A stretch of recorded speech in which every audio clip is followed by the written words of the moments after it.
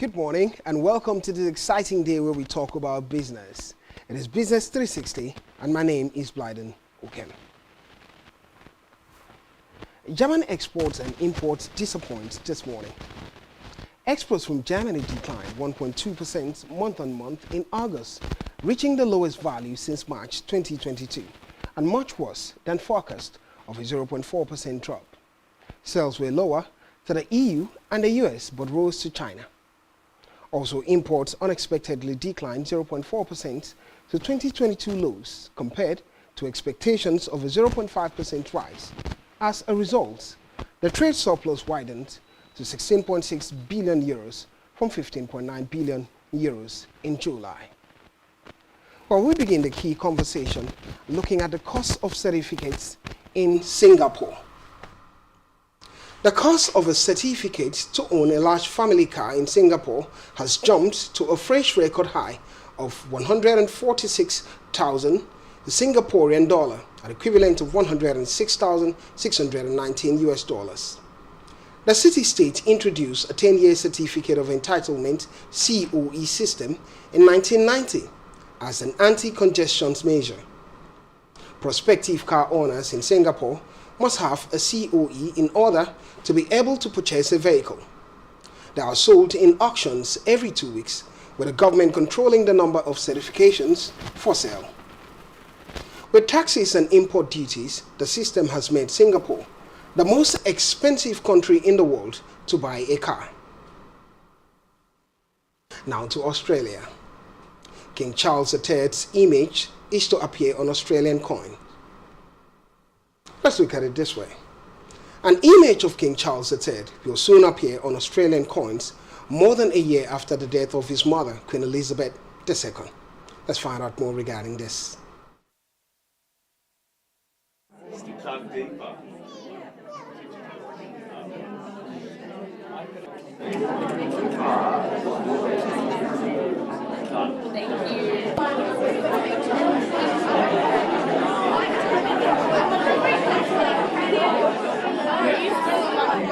This is a historic day. For 7 decades, Australians have seen a Queen on their coins. This will be the first time for most Australians that they have held a circulating coin which has a king on it.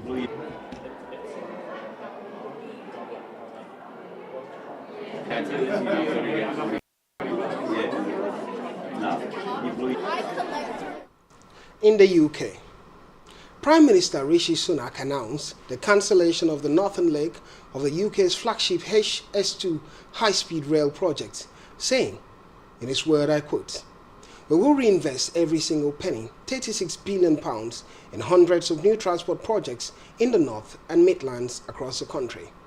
Sunak spoke at the Conservative Party's annual conference in Manchester on Wednesday. Let's hear from the Prime Minister. If we are to create change and drive growth across our country, then we must get our infrastructure right. A false consensus has taken root that all that matters are links between our big conurbations. This consensus said that our national economic regeneration should be driven by cities at the exclusion of everywhere else. It said that the most important connections those cities could have was to London and not anywhere else.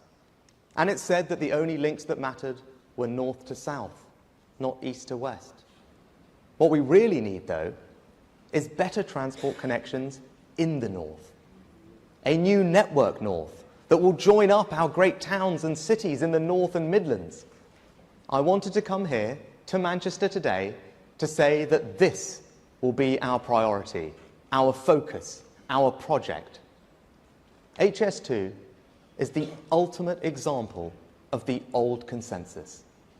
The result is a new system of transportation in the UK and that outlook.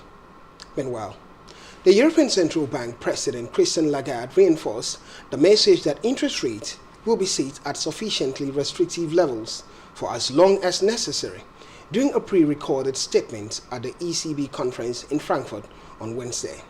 Talking about interest rates and how these can influence the world, let's find out more regarding this. We do not yet have all the answers, not least because of the heightened uncertainty we face. For this reason, the ECB has set up its policy framework to be robust to the complexity and uncertainty of this landscape. Specifically, we have made our future decisions contingent on 3 criteria: the inflation outlook, the dynamics of underlying inflation, and the strength of monetary policy transmission. This framework has helped us chart a tightening path that began steeply and then slowed to a more normal pace. Now, based on our current assessment, we consider that the key ECB interest rates have reached levels that, maintained for a sufficiently long duration, will make a substantial contribution to the timely return of inflation to our medium-term target. Our future decisions will continue to be based on these 3 criteria, and they will ensure that the interest rates will be set at sufficiently restrictive levels for as long. Now in the US, President Joe Biden details $9 billion in new student loan relief as a moratorium on student loan repayment is about to end. The president unveils a new package of relief plan. The latest round of assistance will help 125,000 borrowers, according to the administration. Biden was speaking at the White House. Let's hear from President Biden. And we're still not done. As you might remember, last year I announced a major proposal for student debt relief. We're on the verge of providing more than 40 million Americans with real relief from their student debt. The money was literally about to go out the door, but Republican elected officials and special interests stepped up and sued us. The Supreme Court sided with them, snatching from the hands of millions of Americans thousands of dollars in debt and student debt relief that was about to change their lives. As I said at the time, I believe the court's decision to strike down my student debt relief program was wrong, but I promised I wouldn't give up. Since then, my administration has been pursuing a new approach, grounded and under a different law, the Higher Education Act. This act allows the Secretary of Education to compromise, waive, or release loans under certain circumstances. Last week, the Department of Education took a critical step in this process by identifying specific challenges that borrowers face in the current system, so we can move forward with a new rule to address these changes. For example, there are many borrowers who have made payments for many years, but because of interest, they still owe more than they originally borrowed. My administration is doing everything it can to deliver student debt relief to as many as we can, as fast as we can. This is in contrast. In Africa, for the first time since May, international investors have requested returns of more than 18% to invest in Kenya's Eurobond, which matures in 9 months, indicating heightened fears of a government default. Kenya's 10-year Eurobond rate surged to 18.7%, signaling heightened default concerns. President Ruto's call for global debt restructuring adds to investors' uncertainty. Record high foreign repayment expenses pose challenges for Kenya's fiscal management. Still in Kenya, Amazon Web Services AWS has opened a development center in Kenya, boosting the country's efforts to become a regional leader in technology. The center is expected to attract a data hosting market in Kenya and create jobs and skills development. The launch of the AWS Development Center is a major boost to Kenya's tech leadership ambition and a sign of the country's growing attractiveness to foreign investments. Still talking about businesses in Africa. The World Bank has announced that economic growth in sub-Saharan Africa is expected to decelerate this year by slumps in economic powerhouses South Africa, Nigeria, and Angola. Regional growth is expected to decrease to 2.5% in 2023, down from 3.6% in the previous year. In per capita terms, the region has not recorded positive growth since 2015, as economic activity has failed to keep pace with the rapid increase in population. Now to Nigerian stories. Nigeria's high visa fees for foreign workers are among the highest in Africa, discouraging foreign investment in the country. Foreign workers in Nigeria are required to pay $2,000 per year for a work permit which is more than double the cost of a work permit in other African countries such as Ghana and Rwanda. According to a recent report, the average work permit cost in Africa is $824 per year, and those of other major African economies such as South Africa stands at $777 per year, and Egypt $1,600 for 2 years. Economic experts have urged the Nigerian government to lower visa fees to boost economic growth and job creation in the country. Still in Nigeria, the Minister of Steel Development, Prince Shaibu Abubakar Audu, has revealed the federal government's plan to make the proposed Ajaokuta Industrial Park attract foreign direct investment and 500,000 jobs in 3 years. Many wonder how this will happen. Audi disclosed this during his maiden visit to the Ajaokuta Steel Company Limited on Wednesday, taking a tour of the steel complex. He also pledged his commitment to ensure steel production from the multi-billion-dollar investment project of the federal government under a 3-year plan. Quite interesting from a Nigerian point of view. State governments borrowed about 46.17 billion naira from 3 banks to pay salaries between January and June 2023 from commercial banks such as Access Bank, Fidelity Bank, and Zenith Bank.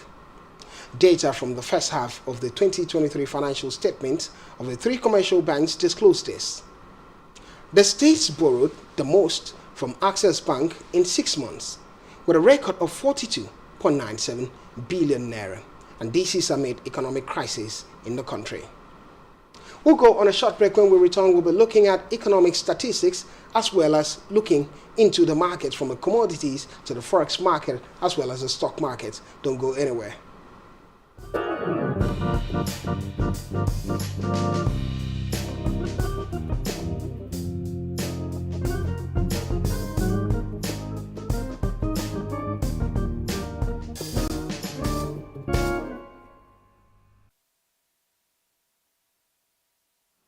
Welcome back. It is Business 360 and my name is Blyden Ukem. Now let's talk about our global economy, but we'll center our attention on Africa, beginning with Ghana's private sector. The S&P Global Ghana PMI, which is the Purchasers Managers Index, fell to 50.5 in September 2023, down from a near 2-year high of 51.9 in the prior month, indicating a slight and softer pace of improvement in the country's private sector. The rate of growth in output and new orders eased in September, amid some signs of demand weakening. On a brighter note, employment and purchasing activity also increased, with the pace of job creation picking up from the scene in August. Let's quickly drift to the global market, beginning with the commodities, and afterward we'll talk about the foreign exchange market, the commodity market first, as oil prices stabilizes after sharp decline. WTI crude futures stabilized above $84 per barrel in early hours of the morning, as OPEC Plus made no changes to its output policy and maintained previously announced production cuts. Looking at the oil sector, that would include Saudi Arabia's voluntary output cuts of 1 million barrels per day and Russia's 300,000 barrels per day voluntary export cap until the end of the year. Meanwhile, the US oil benchmark plunged over 5% on Wednesday, to its lowest level in a month after official data indicated extremely weak US fuel demand. Quite concerning from that angle, but let's see how this can affect the market quickly. Let's move to the energy market and see what the prices of these energy commodities are, and afterwards we'll look at other markets.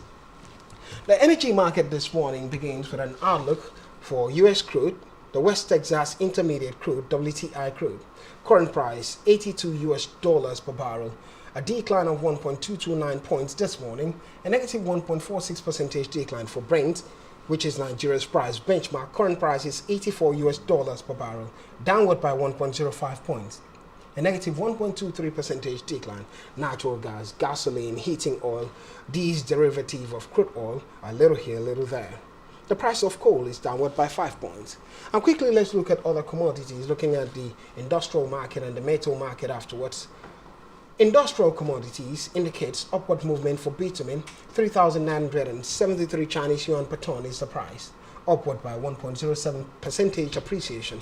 For lead price, no significant difference in the morning market. Aluminum price downward by 8 points this morning, tin price gaining 72 points this morning, and zinc dropping 12.5 points this morning. Also to the metal market, the price of gold, silver, copper, and the rest. Gold gaining 1.43 points. Market is moving quite fast. A 0.08% appreciation. $1,822 51 cents per ounce is the price of gold. Silver price gaining 0.165 points. A 0.79% appreciation. The volatility level is quite low, but a huge gain for steel. Steel price moving upward by 18 points. A 0.49% appreciation. 3,670 Chinese yuan per ton is the price of steel in the international market. Also, let's talk about agricultural commodities. The price of soybeans is downward by 8.25 points this morning. $1,264 per bushel is that of soybeans. A negative 0.65% decline. Wheat price gaining 4.2 points. Lumber gaining 5 points. Palm oil losing 105 points this morning. A negative 2.83% decline. 3,610 Malaysian ringgit per ton is the price of palm oil. Would be a good time to look at the foreign exchange market and what the prices would be for currency pairs this morning. But let's move straight to Asia and see what is happening regarding Japanese yen. The Japanese yen appreciated past 149 per dollar, rising further from 11-month lows as the dollar retreated on weaker than expected US job data, which lowered the odds that the Federal Reserve would raise interest rates again this year.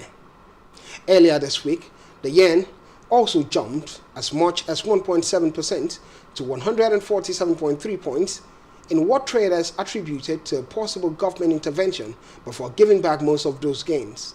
Meanwhile, the latest money market data from the Bank of Japan indicated that it did not conduct yen buying operations when the currency plunged to 150 per dollar on Tuesday.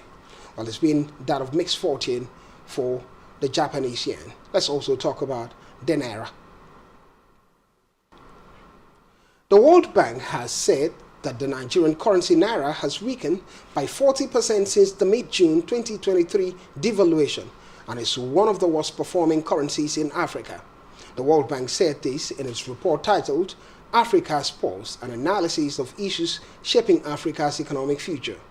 According to the reports, other currencies with significant losses so far in 2023 included South Sudan's currency of 33% decline, Burundi 27% drop, the Democratic Republic of Congo dropping 18%, Kenya 16%, Zambia 12%, Ghana 12%, and Rwanda 11%.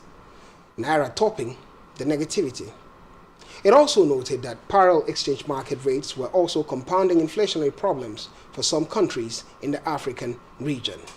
And time to move to the market and see what the prices of the currency pairs would be, beginning with the US dollar against the naira, and afterwards we'll look at naira's performance in the parallel market. According to the market this morning, the euro against the US dollar, we're talking about first anyway, the euro against the US dollar 1.05 point mark, a pound against the US dollar at 1.21 point mark. Let's quickly look at the naira's perspective in the market, the US dollar against the naira. The US dollar against the naira, current price stands at 746 naira 61 kobo, equaling $1. At the closure of yesterday's market, for the euro against the naira, it stood at 805 naira to the euro gaining 3.173 points over the naira. At the closure of yesterday's market seal, the pound against the naira stood at 929 naira 25 kobo to the pound, and the pound gaining 3.76 points over the naira. Quickly, let's move to the parallel market and see what the prices would be in the parallel market now. It's improving in the parallel market one way or the other.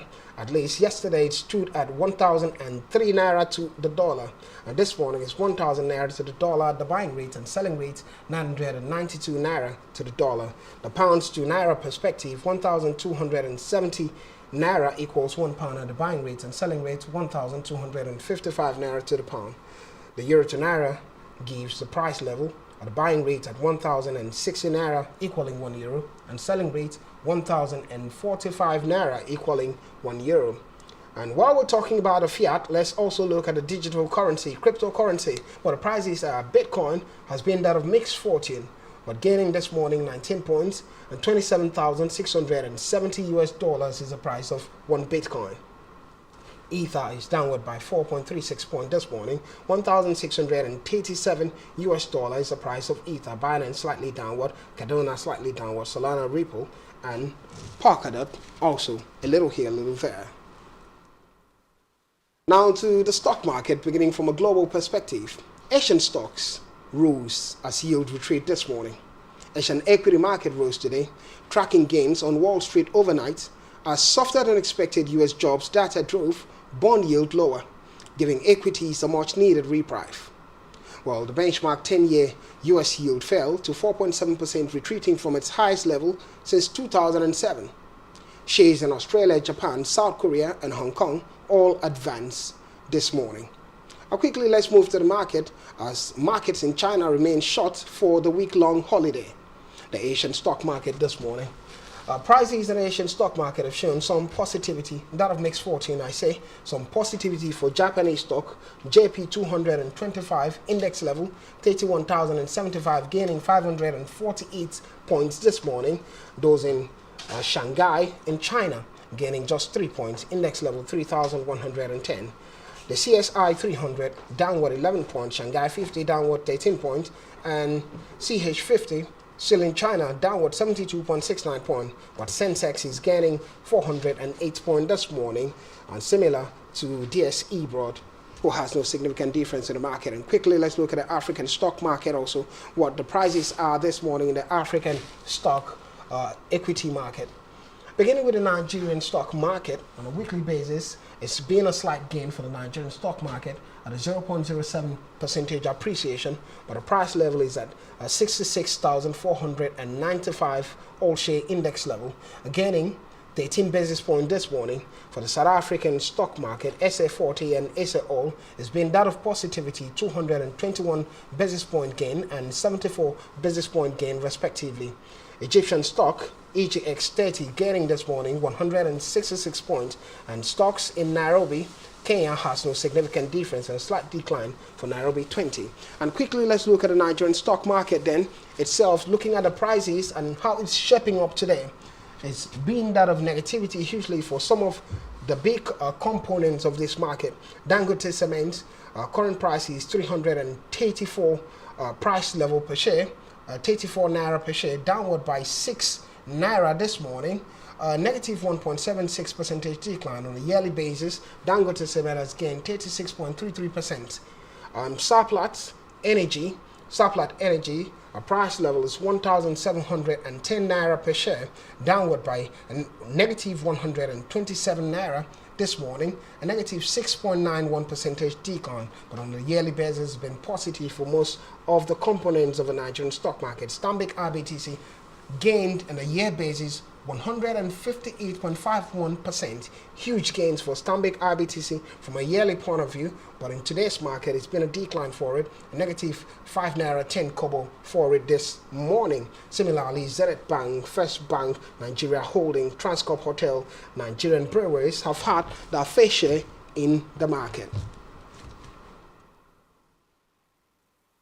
Here we draw the curtain on today's edition of Business 360. My name is Bladden Kim. Thank you for being a part of it. We come your way tomorrow. Thank you.